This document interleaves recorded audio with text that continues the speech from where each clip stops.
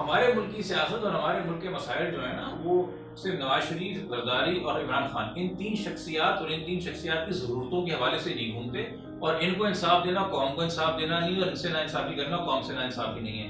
ایک عام انسان کا قتل بھی ہوتا ہے، اس کی بھی کوئی قدر ہے، بلکہ اس کی زیادہ قدر ہے خاص طور پہ اس کیس میں۔ جو قاتل ہیں وہ sitting M N A M P A تھے اس وقت کے، وہ اس وقت کے فیوڈل لارڈز بھی وہاں کے ہیں، ٹرائبل چیف بھی وہاں کے ہیں۔ اس کی ذمہ داری کو، اس پہلو کو میرے خیال میں جوڈیشری نے اس طرح سے اپریشیٹ نہیں کیا ہے۔ اور جب آپ اس کیس میں اگر انصاف نہیں کریں گے اور ان کو کٹہرے میں کھڑا نہیں کریں گے اور ان کو جانے دیں گے، تو میں رسوائی نہیں کروں گا، پاکستان کی سپریم کورٹ اپنی رسوائی خود کرے گی، پاکستان کی ہائی کورٹ اپنی رسوائی خود کرے گی۔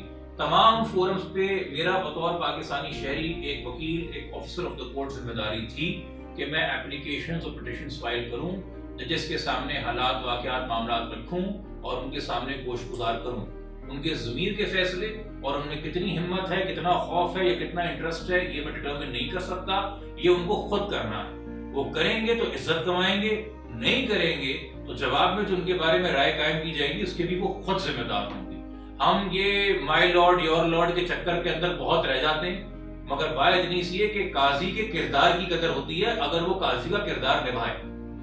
اگر وہ قاضی کا کردار نہیں نبھائے گا تو پھر وہ تو ایک سیٹ پہ بیٹھا ہوا آدمی ہے۔ ناصر شاہ اور دوسرے لوگوں کا میں نے اسٹیٹمنٹ پڑھا کہ جی وہ تو انہوں نے معاف کیا ہے اور یہ تو قانون کے مطابق ہے، تو آپ یہ کیسے کہہ سکتے ہیں کہ یہ غلط ہوا ہے؟ تو میرا صرف ایک ہی سوال ہے کہ جس طرح معاف کروایا گیا، معاف کیا گیا ہے، اس کے ہاتھ میں ان کے پاس دوسرا کوئی آپشن نہیں تھا، لیکن معاف جس طرح کرایا گیا ہے وہ ان تصویروں، ان ویڈیو، اس ساری مشینری، سارے انسٹیٹیوٹ اور یہ سارا جو کچھ بھی ہوا، جتنے پیسے، جتنے تھریٹ، جتنی دھمکیاں، جتنا گورنمنٹ کی مشنری یوز ہوئی، اس کے بعد کسی ایک عام انسان کو بھی سمجھنے میں پرابلم نہیں ہوگا کہ یہ کیس اور یہ معافی کیوں ہوئی ہے۔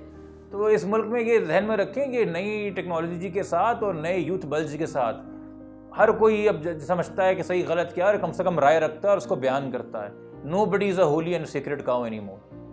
تو یہ نظام کی بربادی اور تباہی جو ہے نا، یہ خود انوائٹ کر رہے ہیں تمام ارباب اختیار، وہ نامینیٹڈ پوسٹوں کے اوپر ہوں یا الیکٹڈ پوسٹوں کے اوپر ہوں۔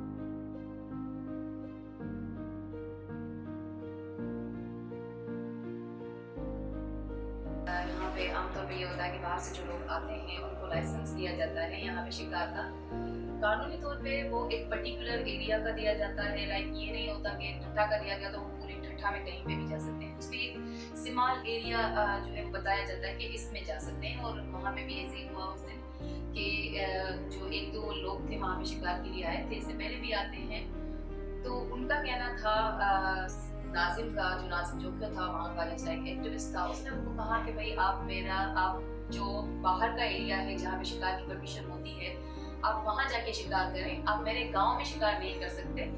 تو اس پہ اس کی جو ہے اس کے ساتھ تھوڑی تیز کلامی ہوئی، اس نے کہا میں نہیں جانے دوں گا، اور اس پہ یہ ہوا کہ اس نے وہاں پہ ویڈیو ریکارڈ کر لی اس بندے کی، اس کی گاڑی کی، اس کی نمبر پلیٹ کی، جس کے ساتھ یہ ساری بات ہوئی، اور اس کے بعد تھوڑی دیر کے بعد اس نے وہ ویڈیو جو ہے فیس بک پہ رکھ دی، جو کہ بہت وائرل ہو گئی، کیونکہ یہ ایشو ایسا تھا کہ وائلڈ لائف سے بھی تھا، ساتھ میں گاؤں تھے، عورتیں تھیں، وہاں کا ایشو تھا جو کہ بہت ہائی لائٹ ہوا۔ جب ہوا تو اسی دن شام میں وہاں کا جو ایم این اے ہے اس ایریا کا، ملید کا، اور ایک ایم پی اے ہے اس کا بھائی، وہ گاؤں اور وہاں کی بہت ساری جو ایریا ہے وہ انہیں کے جورسڈکشن ایسا کہیں کہ اس میں آتی ہے، تو انہوں نے اس کو بلایا اور کہا کہ ایک تو یہ کہ یہ ویڈیو جو ہے یہ ڈیلیٹ کرو، دوسرا یہ کہ معافی مانگو۔ ناظم نے بجائے ایسے کہ ویڈیو ڈیلیٹ کرتا، اس نے دوبارہ سے ایک ویڈیو بنائی، اور شاید اس کے ذہن میں یہ تھا کہ بھائی اگر میں 22 کروڑ پاکستانیوں کو کوئی سچ بتا دوں گا، میری جان کو خطرہ ہے،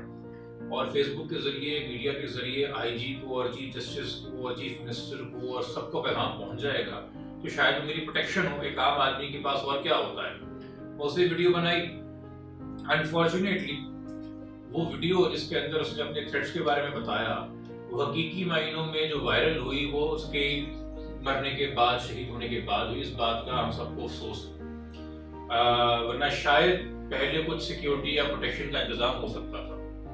وہ ویڈیو شام کو جب انہوں نے بنائی تو اس کے بعد شدید غصہ آیا جہاں اویس اور جہاں کریم کو، کہ یہ تو ایک طریقے سے بغاوت کو اتر آیا ہے، یہ تو ہم اسے کہہ رہے ہیں ویڈیو ڈیلیٹ کرو، تو یہ آگے سے کہہ رہا ہے کہ اللہ مالک ہے، میں نہیں ڈرتا کسی سے. تو اس نے کہا میں ویڈیو ڈیلیٹ نہیں کروں گا اور میں معافی نہیں مانگوں گا. اور اس کے بعد یہ چلتا رہا سلسلہ. اس کو شام سے وہ لوگ تشدد کرتے رہے. جب رات ہوئی تو اس نے کہا کہ میرا بیٹا جو ہے وہ میرے بغیر سوتا نہیں ہے اور مجھے چھوڑ دیں ابھی، میں اس کو سلا کے پھر واپس آ جاؤں گا، پھر اس پہ بات کریں گے. لیکن انہوں نے نہیں کیا اور پوری رات اس پہ تشدد ہوتا رہا. صبح کو اس کی ڈیتھ ہو گئی. جو یہاں پہ وڈیرا شاہی ہے اور پھر اس میں ساری جو ہے پولیٹیکل پارٹی، ساری گورنمنٹ، سارے وڈیرے، وہاں کے زمیندار سب انوالو ہو. ان کا بینیفٹ صرف یہ نہیں تھا کہ ان کو چپ کرانا، لیکن وہ جو وہاں پہ شکار کے لیے آتے تھے وہ بھی ان کا بینیفٹس تھا، کیونکہ وہ وہاں سے اس کو پرمیشن تو گورنمنٹ دیتی تھی، لیکن وہ جو M N A M P S تھے وہ پرسنل ان سے بہت سارے فائدے اٹھاتے تھے. اور یہ مطلب چیلنج کرنا تھا ان کی رٹ کو کہ ہم آپ کو کسی مہمان کو یہاں پہ آنے نہیں دیں گے. تو ان کو یہ بہت ہی ناگوار گزرا اور ان کی ایگو سے جو ہے یہ چیز ان کو وہ لگی کہ اب اس طرح تو سب بولیں گے تو آگے ہمارے جو بینیفٹس ہیں وہ نہیں ہو سکیں گے. ان کو کہا ایک چٹائی پہ بٹھا دیا اور پھر اندر سے سب سے پہلے جام کریم آیا ہے. اور جام کریم نے افضل کی طرف دیکھ کے، چونکہ اس کو پہچانتے تھے، پارٹی ورکر تھا، کہ وہ بدماش کون ہے جو ہماری بات نہیں مانتا. یہ جملے ہیں ایک ذرا.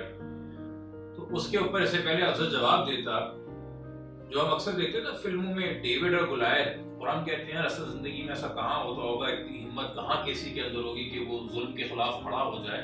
اسی کہتا ہے وہ بدماش کون ہے جو ہماری بات نہیں مانتا. تو ناظم ہاتھ اٹھا کے کہتا ہے میں حضور.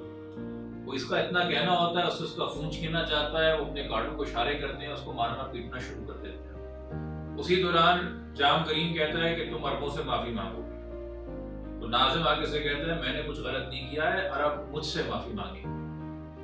اس ایٹیٹیوڈ کے اوپر کہ یہ تو بالکل بھی ہمارے کسی ڈر و خوف میں نہیں آ رہا.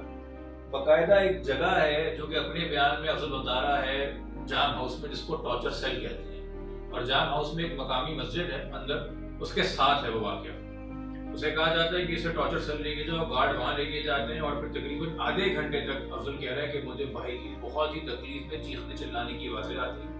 پھر وہاں سے جام کریم اور گارڈ آتا ہے اور کہتا ہے کہ تمہارے بھائی کا ہم نے فون لے لیا ہے، مگر یہ اس کا کوڈ کھول کے ہمیں نہیں دے رہا ہے، تو اب تم ہمارے ساتھ چلو اور اس کو کنونس کرو کہ کوڈ دے.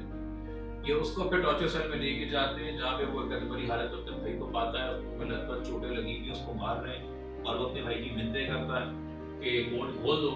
اس دوران وہ افضل کے سامنے اس کو اور تشدد کرتے ہیں، مارتے ہیں. پھر وہ کوڈ کو کھول کے دیتا ہے. وہ کوڈ کھول کے دیتے ہیں تو وہ فیس بک سے جا کے ناظم کی پروفائل سے وہ ویڈیو ڈیلیٹ وغیرہ کرتے ہیں. تو افضل کو کہا جاتا ہے کہ تم اب جاؤ صبح اپنے بڑوں کو لے کے آنا، اور وہ جو بھی اپنی طور پہ مقامی جرگہ ہوگا وہاں پہ معافی کے معاملات ہوں گے.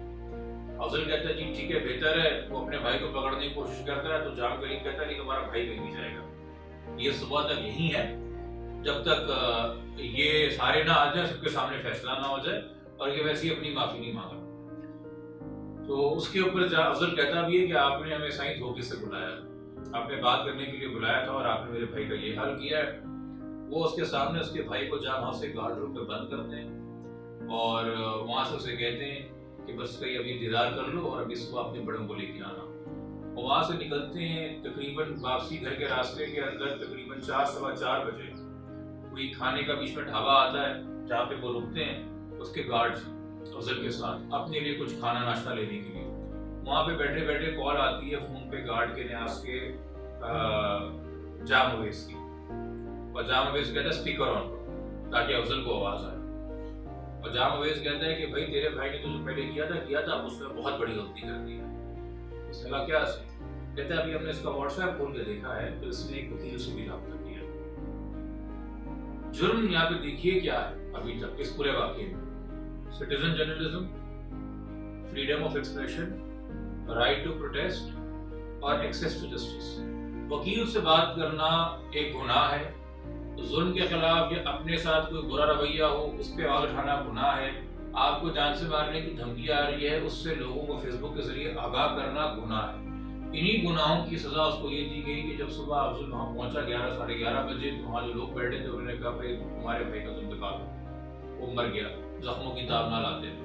ہمیں کوئی کیس کے حوالے سے نہیں، ہم جسٹ ایسے کہہ سکتے ہیں کہ سولیڈرٹی میں ہم شیرین سے ملنے گئے، فیملی سے ملنے گئے، اور ساتھ ہی ہم نے سوچا کہ تھوڑا بہت جو سپورٹ کر سکتے ہیں ہم وہ سپورٹ کرتے ہیں. जब हम वहाँ गए तो पता चला कि चीज़ें बहुत बुरी हैं और ये सिर्फ नाजिम जोखियों का या शीरीन जोखियों का मसला नहीं है, पूरी सिंध का मसला है। और ये जो कल को कोई भी उठेगा अगर अपने एरिया की बात भी करेगा तो उसको जो जिस तरह वो मारा गया, उसके जिस्म पे 212 इंजरीज थी और 212 इंजरीज में मतलब आप कह सकते हैं कि उसकी उंगली की कोई एक ऐसी हड्डी नहीं थी जो टूटी हुई नहीं थी। अगर मैंने किसी को पर्सनल एनिमिटी की वजह से भी कत्ल करना है, मैं उसे खेतों में ले जाके कत्ल कर सकता हूँ, रात को 4 बजे पुलिस उठा के कत्ल कर सकता हूँ, आगे पीछे बाइक पे घूमते हुए उठा के कत्ल कर सकता हूँ। नहीं, मैं पहले फोन करूंगा कि मैं तुम्हें नुकसान पहुंचाऊंगा, फिर उसके बाद मुझे पता है कि तुमने सबको बता दिया फेसबुक के जरिए कि मैं तुम्हें नुकसान पहुंचाऊंगा,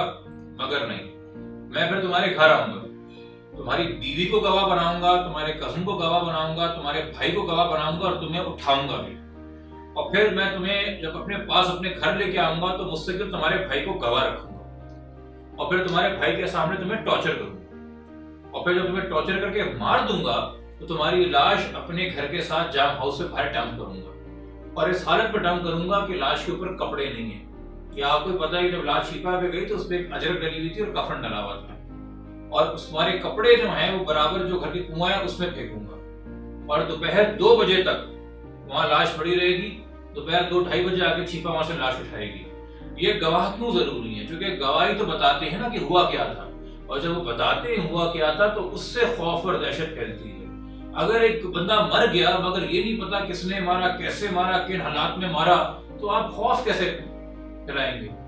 हमारे यहाँ केपी हो, पंजाब हो, बलूचिस्तान हो, सिंध हो और कराची में कुछ सियासी पार्टियों के मिलिट्री विंग्स होते थे पहले, बाकी जहाँ पे बडेरा शाही है या ये कल्चर है सरदार का, मलिक का, वहां पे जो एक बेसिक बुनियादी मसला है कि एक पैरेलल जस्टिस सिस्टम एग्जिस्ट करता है। ठीक है, वो नॉर्मल रूटीन के अंदर हो सकता है आपके जमीन के मसले भी हल कर रहा हो, वो नॉर्मल रूटीन में हो सकता है आपके कब्जे छुड़वा रहा हो, मगर चूंकि वो एक पैरेलल जस्टिस सिस्टम एग्जिस्ट करता है तो वो डेथ पेनल्टीज भी देता है, वो आपको गैंग रेप की सजाएं भी सुनाता है, वो आपको बदले में आपकी घर की लड़कियां उठाने की भी कत्ल के मामले, जमीन के मामले में मसला करके देता है। तो ये जो पैरेलल जुडिशियल सिस्टम चल रहा है, यानी कि रियासत के अंदर एक रियासत चल रही है, दहशत गर्दी की या टेररिज्म की इससे बड़ी क्या मिसाल हो सकती है? एक खौफ है मुझे पुलिस का, ठीक है, मगर पुलिस का खौफ मुझे क्यों है? पुलिस का खौफ मुझे है कि अगर मैं सिग्नल तोड़ूं तो रोकेगी, अगर मैं गाड़ी जिगजैग मारना शुरू कर दूं तो रोकेगी, अगर मैं किसी को साइड से उड़ा दूं तो रोकेगी, अगर मैं शराब की नशे की हालत में गाड़ी चला रहा हूं तो रोकेगी, मेरी गाड़ी में असला पड़ा हुआ है अनलाइसेंस तो रोकेगी, मैं किसी का कत्ल कर दूं। यानी कि जब मैं कानून तोड़ूंगा मुझे डर है कि पुलिस है, यानी कि इलीगल लाइफ का जो डर है उसे लॉ एंड ऑर्डर कहते हैं। मगर लीगल लाइफ कि just going about your business, minding your own business, living your life as per the fundamental rights enshrined in the Constitution of the Islamic Republic of Pakistan 1973 कि भाई बोलने का हक है, आजादी का हक है, आमदोरफ्त का हक है, जीने का हक है, सियासत का हक है, यूनियनाइज होने का हक है, अदालत से रुजू करने का हक है, ड्यू प्रोसेस का हक है, जिंदा रहने का हक है, इज्जत नफ्स के साथ जिंदा रहने का हक है। अगर इन हकूक के ऊपर अमल पैरा होने पे या इन हकूक को हासिल करने के लिए आपको डर और खौफ है एक एक्स्ट्रा लीगल सिस्टम का, एक पैरेलल जुडिशियल सिस्टम का, तो वो टेररिज्म है भाई। अगर आप आम मामूल, मेरे लिए बेसिक बुनियादी ये है टेररिज्म, ये नहीं है टेररिज्म कि धमाका कितना बड़ा था,